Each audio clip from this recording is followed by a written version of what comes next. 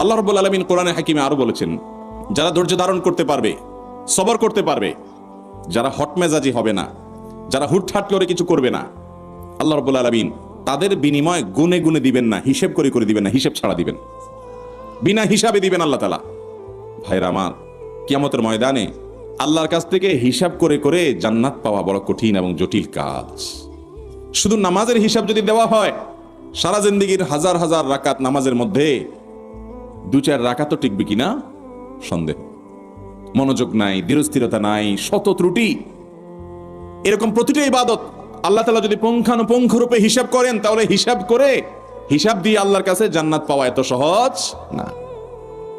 তাহলে বিনা হিসাবে জান্নাতে যাওয়ার সবচেয়ে শর্টকাট পথ হলো নিজের বিরুদ্ধে নিজে সংগ্রাম করে, আত্মশাসন করে, নিজেকে নিজে নিয়ন্ত্রণ করে, আত্মনিয়ন্ত্রণ করে যেই কোনো মূল্যে সবরকারী হওয়ার চেষ্টা করতে হবে।